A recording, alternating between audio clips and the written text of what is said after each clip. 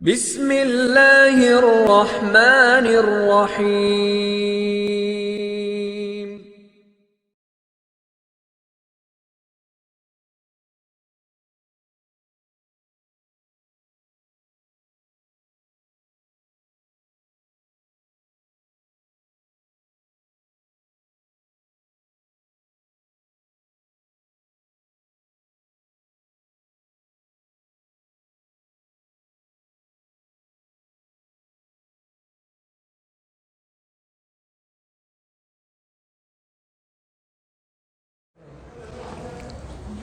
السلام علیکم ورحمۃ اللہ وبرکاتہ۔ الحمد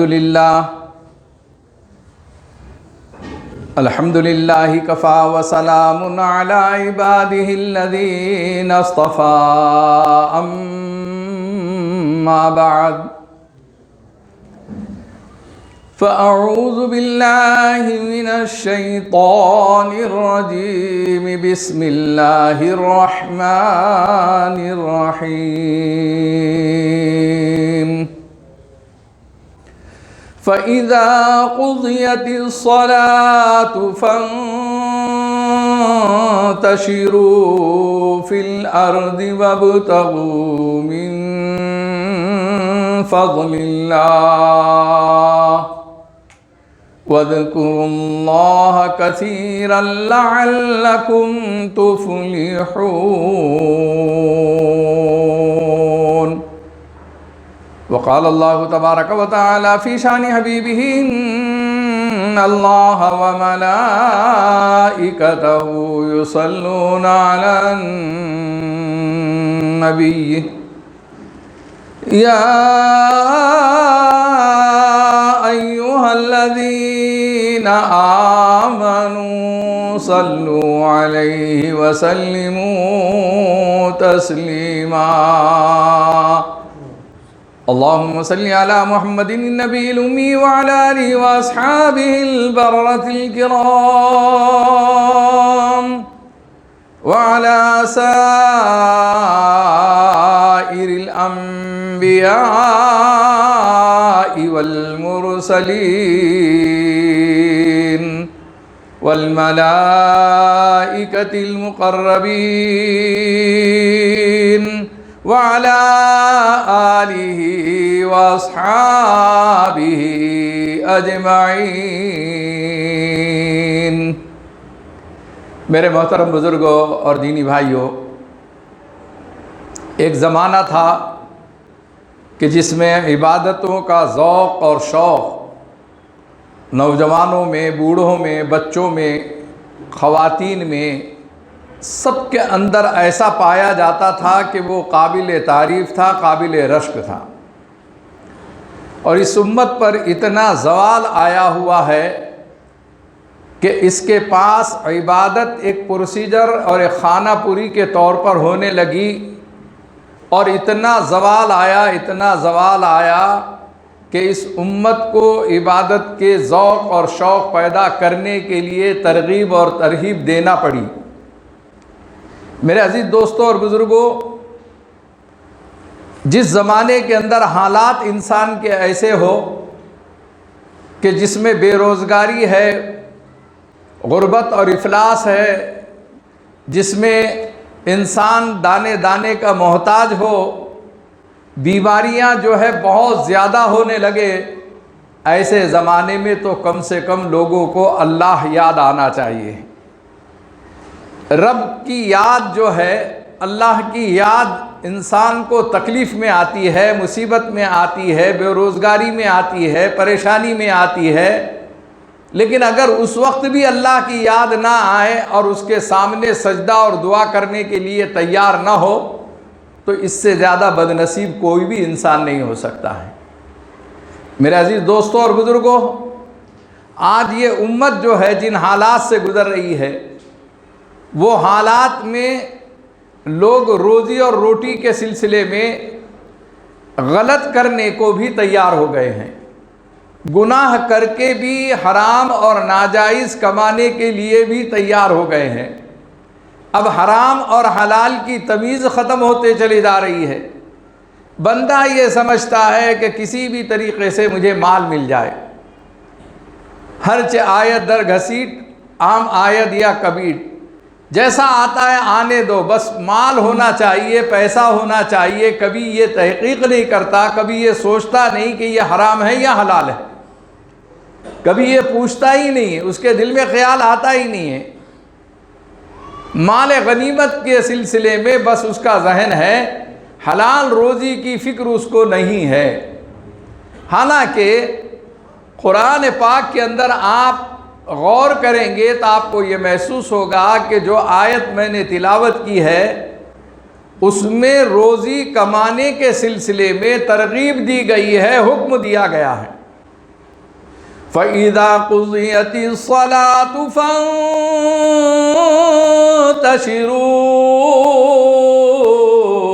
فِي الْأَرْضِ، پس جب نماز ختم ہو جائے تو زمین میں پھیل جاؤ۔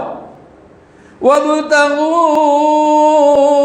مِن فَضْلِ اللَّهِ، اور اللہ کا فضل تلاش کرو۔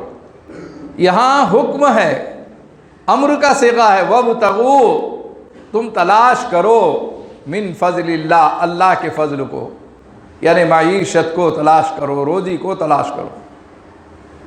اللہ تعالیٰ نے ایک نظام بتایا ہے کہ عبادت آپ کو کرنا ہے اور اس میں مانگنا ہے، اللہ کو راضی کرنا ہے، اور سجدے اور دعا کے ذریعے سے ایک مدد حاصل کر کے مسجد کے باہر نکل جانا۔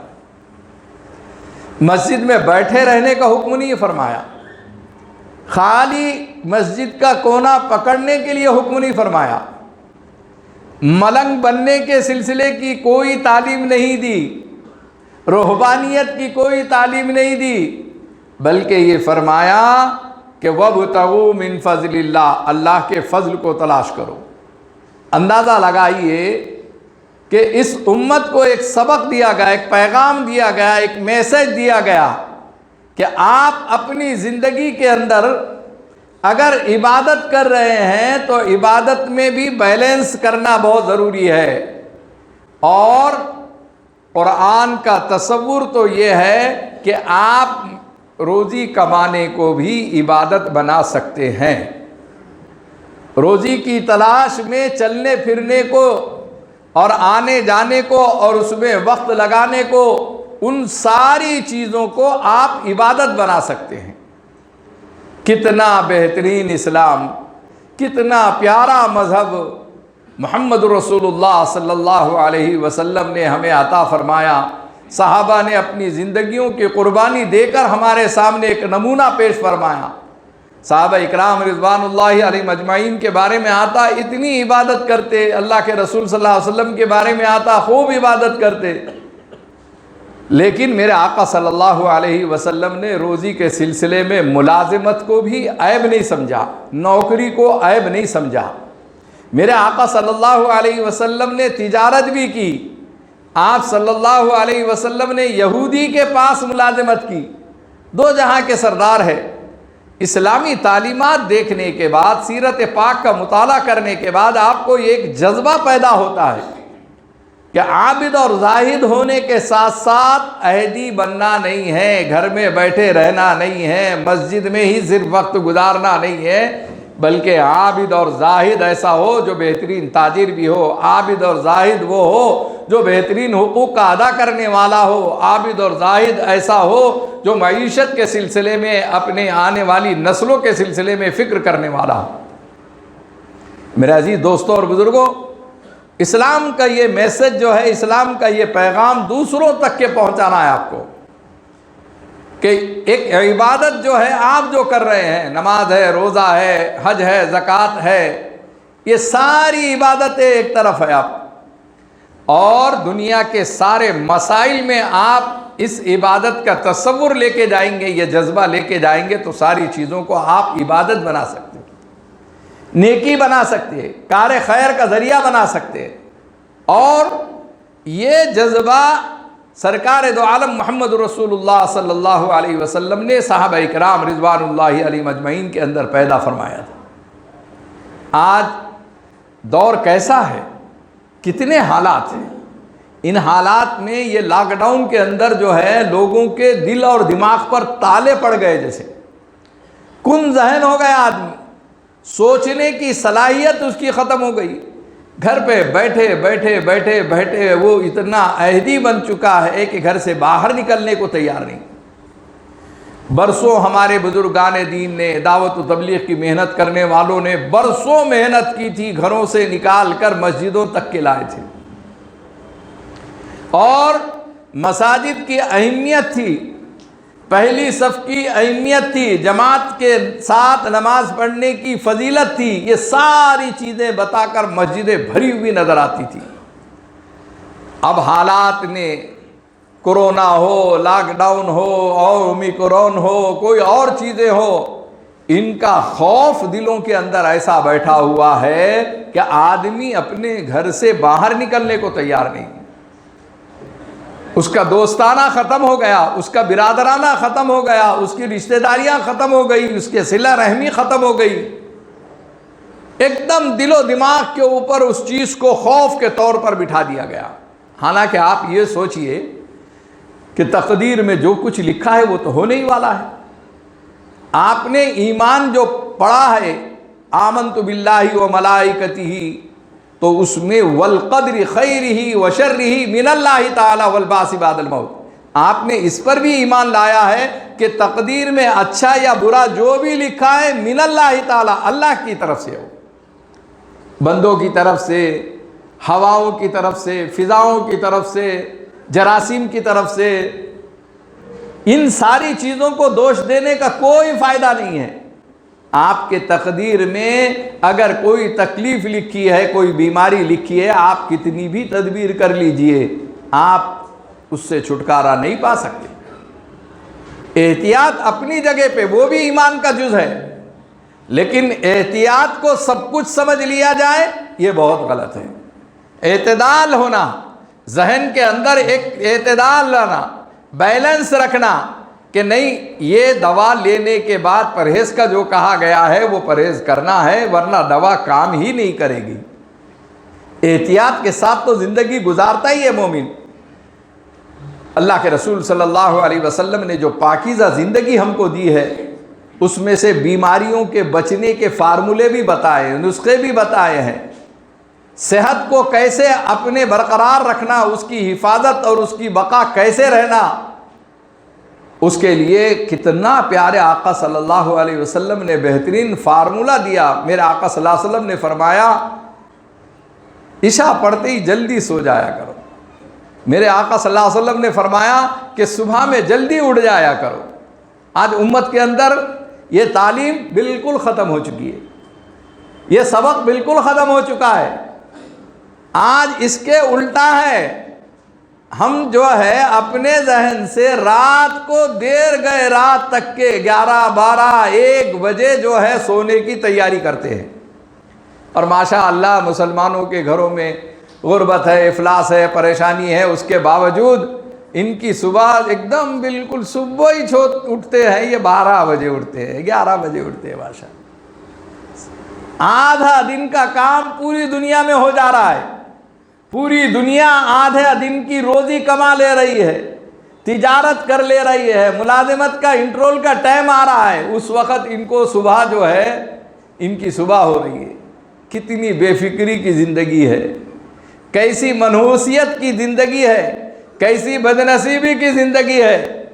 آدمی جس وقت میں کام کرنا تھا اس وقت سوتا نظر آ رہا ہے، جس وقت اس کو انعام ملنا تھا اس وقت سوتا نظر آ رہا ہے. میرا آقا صلی اللہ علیہ وسلم نے فرمایا الصبحۃ تمنع الرزق، صبح کا سونا روزی کو روکتا ہے.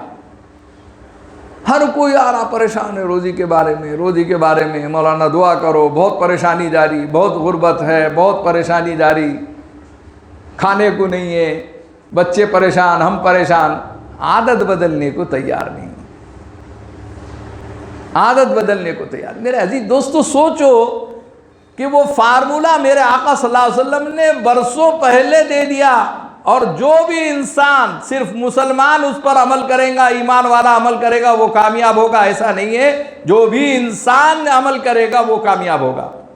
آج دوسری قوموں کو دیکھو آپ، ان کی صبح ہوتی ان کے پاس تو بہت بکھیڑے ہیں، فلاں چیز لو، یہ چیز لو، پھر وہ ساری چیزیں لے کے وہ تھالی سجاؤ، تھالی سجا کے پھر اس کے بعد ان کی پوجا پاٹ اور ساری چیزیں ہوتی ہے۔ ہمارے پاس کچھ نہیں ہے، منہ ہاتھ دھو لو، وضو کر لو، 2-4 رکعت پڑھ لو، ہو گئی صبح، بہترین صبح ہو گئی، اللہ کو یاد کر لیا۔ کتنی دیر لگتی فجر کی نماز میں، کتنی دیر لگتی؟ روزانہ رات کو کروٹیں یہ بدلتے رہتا ہے، کبھی اسے نصیب نہیں ہوتا ہے کہ اس وقت میں 4 کروٹ کے بجائے 4 رکعت پڑھ لوں میں، تو تہجد ہوتی۔ اگر رات کو نیند نہیں آ رہی ہے اور آپ یہ نسخے پہ عمل کر کے دیکھ لیجئے کہ اس وقت میں آپ 2 4 8 رکعت تہجد کی نیت سے پڑھیے، تھوڑا سا ذکر کر لیے، تھوڑا سا درود شریف پڑھ لیجئے، آپ کو کوئی نیند کی ٹیبلٹ لینے کی ضرورت نہیں ہے، آپ کو کوئی اور دوسری ترکیب اور تدبیر کرنے کی ضرورت نہیں ہے۔ آپ جیسی ذکر کرنے کے لیے بیٹھیں گے، ابھی ایک تسبیح آپ کی ختم نہیں ہو کہ نیند آنا شروع ہو جائے گی۔ اور میں اکثر اس کی مثال دیا کرتا ہوں کہ جمعہ میں دیکھ لیجیے، آپ جمعہ کے اندر آنے کے بعد سب سے پہلے وضو خانے پہ جاتے ہیں، وہاں چہرے پہ پانی لگاتے ہیں، یعنی نیند اڑاتے ہیں۔ آپ نے دیکھا ہوگا کبھی سفر میں کسی کو نیند آ رہی ہے تو اس کو بولتے ہیں منہ پہ چھپا مار لو، منہ پہ ذرا پانی مار لو، یعنی نیند کو بھگانے کے لیے پانی کا استعمال انسان کرتا ہے۔ ڈرائیور کو نیند آ رہی ہے، میاں ذرا سا جو ہے پانی مار لے چہرے پہ، منہ دھو لے ذرا سا، تو نیند بھگانے کے لیے جو ہے آپ پانی کا استعمال کیے۔ اب ماشاء اللہ مسجد میں آتے ہی آپ نے نیند بھگانے کے لیے وضو خانے پہ چلے گئے، لیکن اب دیکھیے آپ 15 منٹ کے لیے آتا ہے یہ مسجد میں جمعہ کے دن، 10 منٹ کے لیے آتا، کوئی تو بیچارہ بد نصیب 5 منٹ کے لیے آتا، سب سے آخر میں آتا، سب سے پہلے نکل کے بھاگ جاتا۔ 3 قسمیں ہیں، پہلی صف، بیچ کی صف اور آخری صف، وہ اندازہ لگا لیجئے، اس کا ٹائم دیکھ لیجئے، بہت خوش نصیب ہے، آدھا گھنٹہ گزارے گا، اس سے زیادہ نہیں گزارا۔ اب اس درمیان میں کیا ہوا، آپ یہ دیکھیے کہ وضو کر کے آنے کے بعد خطبے کے وقت میں، خاص طور پر بیان کے آخر میں یا خطبے کے وقت میں آپ آزو بازو دیکھیے تو 2-4 لوگ جو ہے یعنی جو ہے سوتے ہوئے نظر آئیں گے، آپ کو ڈھلکیاں مارتے رہیں گے۔ آپ دیکھیے اس کو، بلکہ بازو والا جو ہے اس کو چمٹی لیتا، ارے میاں یہاں کہاں سو رہا بھائی، اس کو اشارہ دیتا، یہ سونے کی جگہ نہیں ہے۔ کیا بات ہے، آج سوچئے نا، گھر پر نیند کو بلا رہا ہے، نیند نہیں آتی، یہاں آیا نیند مت آ بولے کر کے منہ ہاتھ دھو کے آیا، پھر بھی نیند نہیں آ رہی، نیند آ جا رہی، گولیاں لے رہا ہے گھر پر نیند کی، پھر بھی نیند نہیں آتی، اور یہاں بغیر گولی لیے ہوئے 15 منٹ میں 5 منٹ میں 2-4 جو ہے ڈھلکیاں مارتے رہتا، لوگ اس کو جو ہے تو ذرا سا اشارہ کرتے رہتے ہیں۔ کیا ہوا، یہ رحمت اور سکینت نازل ہو رہی ہے، کس کی وجہ سے؟ ایک تو بیت اللہ ہونے کی وجہ سے، اللہ کا گھر، اپنے گھر کے اندر ایک چھوٹا سا حجرہ طے کرو عبادت کے لیے، اور وہاں جا کے عبادت کرو، آپ کو ویسی نیند آئے گی۔ یہاں پر آپ نماز کی نیت سے آئے، عبادت کی نیت سے آئے، اس لیے آپ کو نیند ستا رہی ہے، اور شیطان ایسے وقت میں کچوکلے لیتے رہتا ہے کہ ایسا کہ بس سلاؤ اس کو، کم سے کم دین کی بات بھی نہ سنے، خطبہ بھی برابر نہ سنے۔ اتنی نیند والوں کو دیکھیں گے آپ۔ اب یہ جو رحمت اور سکینت ہے، یہ اس بات کی علامت ہے کہ کہیں پر بھی آپ ذکر اللہ کریں گے، اللہ کا ذکر کریں گے، قرآن کی تلاوت کریں گے، نوافل کا اہتمام کریں گے، آپ کو نیند یقیناً آنے والی ہے۔ اب وہ جو لوگ ہیں پریشان حال آ کے ادھر ادھر جا کر، یعنی دماغ کے اسپیشلسٹ کے پاس سے گولیاں لے کے 2 گولیاں نیند کی کھا رہے ہیں، اور کروٹیں رات بھر بدل رہے ہیں، نصیب نہیں ہوتا کہ 4 یا 8 رکعت نماز پڑھ لے، تھوڑا سا ذکر کر لے، قرآن کی تلاوت کر لے۔ سب سے بہترین رات وہ ہے اس شخص کی کہ جو 4 یا 8 رکعت کی اسے توفیق مل جائے۔ میرے عزیز دوستو، وہ شب قدر کے برابر ہے۔ ہر شب قدر است گر تو قدر دانی، ہر رات تیری شب قدر بن سکتی ہے اگر تیرے دل میں قدر ہو تو۔ لیکن ہمارے اندر وہ جذبہ نہیں، رات کروٹیں بدلتے، موبائل پر، ٹی وی پر ساری نحوستیں دیکھتے دیکھتے دیکھتے دیکھتے سو جاتا ہے۔ اب یہ نحوستوں کا اثر کیا ہوا؟ صبح میں قوت ارادی اس کی ختم ہو جاتی ہے، اس کے اندر سوچنے کی صلاحیت نہیں رہتی ہے۔ یہ نحوست اسے اس قدر روکتی ہے کہ اگر کام بھی ہے تو سوچتا ہے کہ جانے دو نا، دوپہر کے بعد جائیں گے، جانے دو نا شام میں جائیں گے، جانے دو نا کل جائیں گے۔ یہ نحوست ہے۔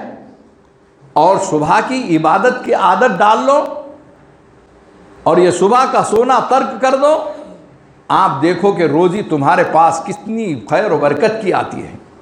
تو میرے عزیز دوستو، ایک روزی کے مسائل کو حل کرنے کے لیے، پریشانیوں کے حل کے لیے سجدہ اور دعا ہے، اور اسی لیے فرمایا فَإِذَا قُضِيَتِ الصَّلَاةُ فَانتَشِرُوا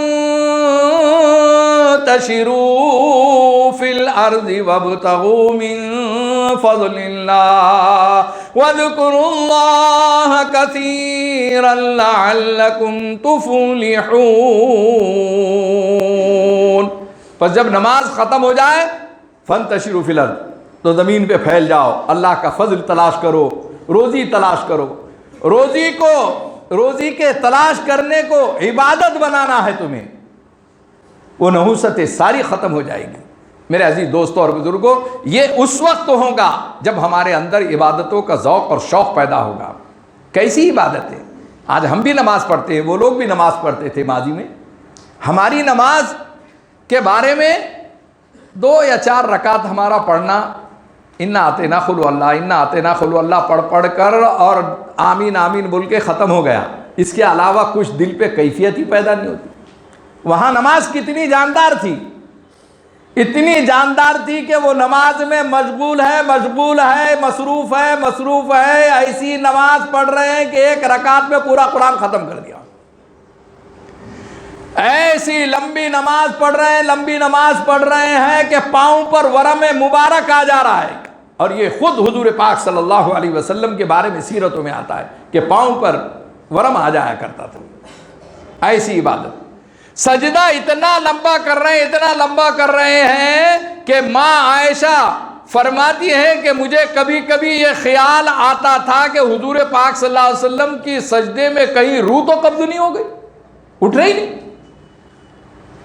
ام المومنین فرماتی ہیں کہ میں حضور پاک صلی اللہ علیہ وسلم کے تلووں کو ذرا سا ہاتھ لگا کر حرکت دیکھتی تھی، پھر مجھے اطمینان ہوتا تھا کہ نہیں سانس چل رہی۔ اتنا لمبا سجدہ۔ ہمارا سجدہ، ذرا بیٹھ کے ذرا غور کرو کسی کے سجدوں پر، مرغے کے جو ہے تو رہتے کیا نا، سجدے میں کیا پڑھتا معلوم ہی نہیں ہے، اور اتنا فاسٹ پڑھتا ہے یہ معلوم ہی نہیں ہے۔ ارے بھائی 3 وقت پڑھنا ہے، یہ تو کم سے کم مدت ہے نا، سبحان ربی الاعلیٰ سبحان ربی الاعلیٰ، یہ کم سے کم ہے، اور 30 مرتبہ پڑھ لیا تو کون مولوی نے آپ کو کہا کہ حرام ہے بول کے، ناجائز ہے، بدعت ہے بول کے؟ کس نے بولا آپ کو؟ کس نے منع کیا آپ کو؟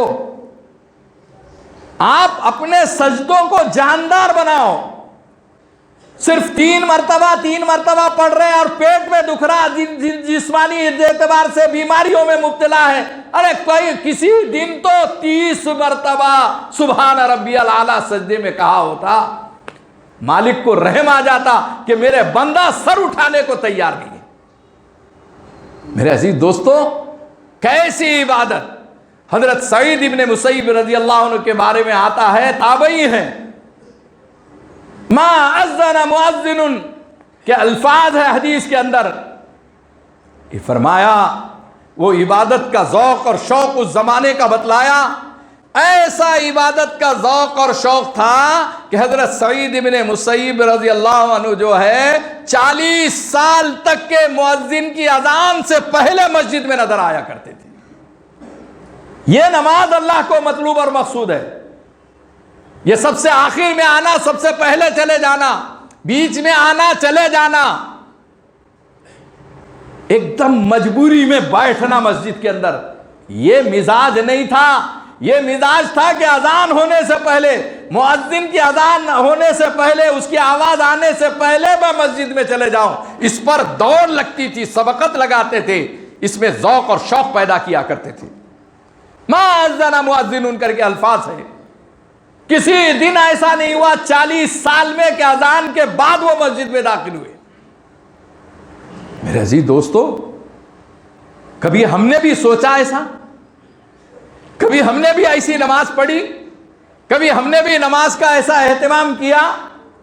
نہیں کیا. 40 سال 50 سال سے ہم نماز پڑھ رہے ہیں، لیکن کبھی ہمارے دل میں یہ جذبہ پیدا ہوا ہے کہ اذان کے ساتھ تو بھی کم سے کم میں چلے جاؤں؟ نہیں. نماز کھڑے ہونے کا ٹائم کیا ہے پوچھتا کوئی بھی، اذان کا ٹائم کوئی بھی نہیں پوچھتا. اس کو معلوم ہے 15 منٹ پہلے ہوتی، کہیں 20 منٹ پہلے ہوتی. کون 15 منٹ 20 منٹ پہلے جا رہا؟ اور دنیا کی ہر جگہ یہ 15-20 منٹ پہلے نہیں، آدھا گھنٹہ پہلے چل جاتا. شادیوں میں دیکھ لو آپ، ولیمے کی دعوت میں دیکھ لو آپ، کوئی بھی گھر میں کسی کے دعوت دیے، آپ 15 منٹ لیٹ پہنچتے، آدھا گھنٹہ پہلے سے 1 گھنٹہ پہلے سے بھی بعض بھوکے شیراں جا کے بیٹھے ہوئے نظارہ کرتے رہتے کب کھانا نکلے گا. ان کو ملنے سے کوئی تعلق ہی نہیں ہے بالکل.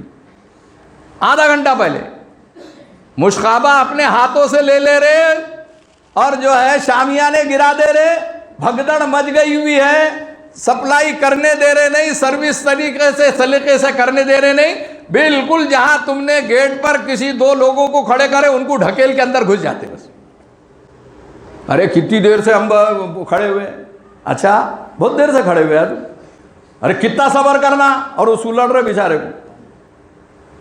وہاں صبر کرنے کا، دیر سے پہنچنے کا جملہ بول رہے ہیں. یہاں کبھی دیر سے یعنی ہم کبھی بہت دیر پہلے سے آئے ہوئے ایسا کبھی جملہ بولے ہو؟ بہت دیر سے صبر کر رہے ایسا کبھی بھی نہیں. میرے عزیز دوستو، عبادتوں کا ذوق اور شوق پیدا کیے. حتیٰ کہ روایتوں میں آتا کہ حضرت سعید ابن مسیب رضی اللہ عنہ جو ہے، ایک ایسا وقت آیا کہ جو وبا پھیلی ہوئی تھی، بیماری تھی جس میں گھر سے باہر نکلنا نہیں تھا، جیسے طاعون وغیرہ کی بیماریاں ہوتی. آج کے زمانے میں لیٹسٹ جو ہے کورونا ہے، گھر سے باہر نکو نکلو. اس زمانے میں بھی آئی تھی ایسی بیماریاں.